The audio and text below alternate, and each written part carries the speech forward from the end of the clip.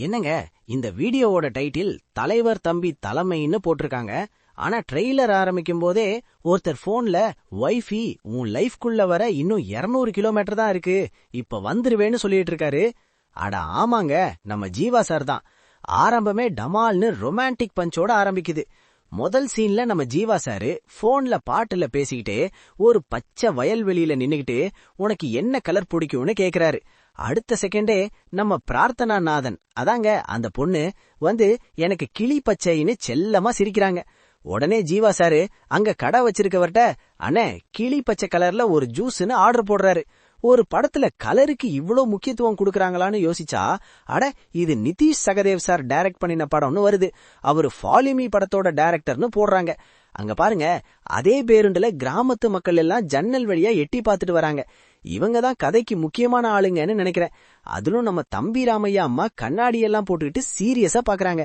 அப்போ ஒரு shock dialogue வருது, கிழக்கு பயிருக்கு கல்யாணம் ஆக இருக்கு. அடடடடா, இது ஏதோ சாதி பிரச்சனைய பத்தி பேசுற மாதிரியோ இல்ல ஏழை பணக்காரன் பத்தி பேசுற மாதிரியோ இருக்கே. அடுத்து ஜீவா சாரு ஜீப் ஓட்டிட்டு வராரு. வெள்ளை வேட்டி சட்டையில சம கெத்தா ஒரு வாழைப்பழத்தை உரிச்சிட்டு எலெக்ஷனுக்கு ரெடியான்னு கேக்குறாரு. அப்போ நம்ம இளவரசு சாரு தொலைநோக்கிய வச்சு பாத்துக்கிட்டு இருக்காரு. எல்லாம் ரெடிதான் அப்படின்னு சொல்லிட்டு அவர் பாக்குறது என்னன்னா, ஒருத்தர் தூக்கு கயிறு மாட்டுறாரு. அட கடவுளே, இது வேற லெவல்ல போகுதே. தூக்கு கயிறு கல்யாணம்னு என்னடா சம்பந்தம்? அங்க ஒரு அரசியல் கட்சி போர்டு இருக்கு பாருங்க, தமிழக சமத்துவ கட்சி. தீப்பெட்டி சின்னம் வச்சிருக்காங்க. நம்ம ஜென்சன் திவாகர் சார், அதான்டா அந்த தாடி வச்சவரு, ஒருத்தர் மேல கைய போட்டு எவன பலி கொடுத்தா இந்த எலெக்ஷன்ல நம்ம ஜெயிக்கிறோம்னு ஒரு பகீர் கிளப்புறாரு. அப்போ ஜீவா சாரு மறுபடியும் நம்ம பிரார்த்தனாநாதன் வீட்டுல போய் ஜன்னல் வழியா பேசிட்டு இருக்காரு. அந்த பொண்ணு, உங்க வீட்டுல 4 ஓட்டு இருக்கு மறந்துடாதன்னு சொல்றாங்க. ஜீவா சாரு, அதான் வந்துட்டோம்ல, இனிமேல் இங்கதான் இருப்போம்னு சொல்றாரு. ஆக தலைவர் தம்பி தேர்தல் அரசியல்ல களமிறங்கியிருக்காரு. அந்த பொண்ணோட ஓட்டுகளும் அவரோட பொலிட்டிக்கல் பிளானுக்கு முக்கியமா இருக்குன்னு தெரியுது. அடுத்து ஜீவா இன்னு போட்டுட்டு பணம் என்ற மாதிரி ஒரு சீன் வருது. பணம் அரசியல் ஓட்டுன்னு சூப்பரா கலக்குறாங்க. இளவரசு சாரு குடிச்ச பாட்டில கையில வச்சுக்கிட்டு சோகமா உட்கார்ந்துருக்காரு. நாளைக்கு காலையில அத மகளுக்கு கல்யாணம்னு ஒரு டைலாக். ஓ, அப்போ அந்த பொண்ணு இளவரசு சாரோட பொண்ணா? ஆஹா, கதை இன்ட்ரெஸ்டிங்கா போகுது. அடுத்து கல்யாண வேலைகள், ஜேசிபி வச்சு வேலை பண்றாங்க. நீ இல்லைன்னா இங்க ஒரு வேலையும் நடக்காதுன்னு ஜீவா சாருக்கு சப்போர்ட்டா ஒரு டைலாக். ஜீவா சாரு ஒரு மரத்தடியில உட்கார்ந்து ஒருத்தன்ட்ட 2 குவார்டர் உள்ள போடுங்க, தண்ணிய வெளியே விடுங்கன்னு சொல்றாரு. இதுல குவார்டர்னா பாட்டில் சரக்க சொல்றாரா இல்ல வேற ஏதாவது குவார்டரான்னு தெரியல. ஆனா பொதுவா இந்த மாதிரி கிராமத்து அரசியல்ல குவார்டர் சரக்குக்கு தான் பஞ்சம் இருக்காது. அப்புறம் கல்யாண வீட்டுல ஒரே ஆட்டம் பாட்டமா இருக்கு. ஜென்சன் திவாகர் சாரு ஜீவா சாரோட அப்பாவை பார்த்து, டே உங்க அப்பனுக்கு அறிவே இல்லடா, கண்டவன வீட்டுக்குள்ள கூப்பிட்டேன்னு திட்டுறாரு. ஹோ, அப்போ ஜீவா ஒரு நல்ல நோக்கத்தோட ஊருக்குள்ள வராரு. ஆனா அரசியல் எதிரிகள் அதை பயன்படுத்திக்க பாக்குறாங்க. கல்யாண பொண்ணா நம்ம பிரார்த்தனாநாதன், ஆனா முகத்துல கவலை தெரியுது. ஜென்சன் திவாகர் சாரு பக்கத்துல ஒருத்தர் கூட சேர்ந்து இந்த கிறுக்கனை போய் எந்த கிறுக்கனை வர சொன்னான்னு ஜீவா சார பத்தி குறை சொல்றாரு. அடுத்தது ஒரு சாமியார் மாதிரி இருக்காரு பாருங்க, அவரு ஜென்சன் திவாகர் கிட்ட, எல்லாம் நல்லபடியா முடியும்னு நினைச்சேன், ஏதோ பெருசா நடக்க போகுது தம்பின்னு ஒரு சஸ்பென்ஸை ஏத்தி விடுறாரு. கல்யாண பொண்ணு மறுபடியும் சோகமா இருக்காங்க. அதுக்கப்புறம் ஒரு உயரமான தண்ணீர் தொட்டியில ஒருத்தர் தொங்குற மாதிரி ஒரு சீன். தூக்கு கயிறு மாட்டுனா அதே ஆளுதான். இது தேர்தலுக்காக நடக்கும் ஒரு சதி வேலையா இருக்குமோ? நம்ம இளவரசு சாரு ஜீவா சாரு கிட்ட, நாளைக்கு காலையில 10:30 மணிக்கு என் மக கழுத்துல யாரால போனாலும் தாலி ஏறும்னு ஒரு சவால் விடுறாரு. அப்போ ஜென்சன் திவாகர் சாரு இளவரசு சார் கிட்ட, எதையாவது சொல்லி என் மக கல்யாணத்தை நிறுத்த பார்த்தா உன்னை கொன்னே விட வேண்டான்னு மிரட்டுறாரு. இளவரசு சாரு பதிலுக்கு, அந்த நாசமா போன நாக்க அறுத்து புடு வேண்டான்னு ஆவேசமா சொல்றாரு. அப்போ நம்ம ஜீவா சாரு இளவரசு சார் கிட்ட, மாமா என் முடிவை ஏற்கனவே சொல்லிட்டேன்பான்னு சொல்றாரு. அப்போ ஜீவா சார் தான் அந்த பொண்ண லவ் பண்றாரு. இளவரசு சாரு அதை ஏத்திக்க மாட்டேன்னு சொல்றாரா? அப்படின்னா பொண்ணோட கல்யாணம் தான் இங்க பெரிய பிரச்சனை. இளவரசு சாரு துப்பாக்கியோட ஓடி வராரு. பின்னால ஒருத்தர் நெருப்பு மாதிரி எதையோ வீசுறாரு. அந்த ஆள் சுட்டா இந்த ஆள் வெட்டுவாருடான்னு ஒரு டைலாக்.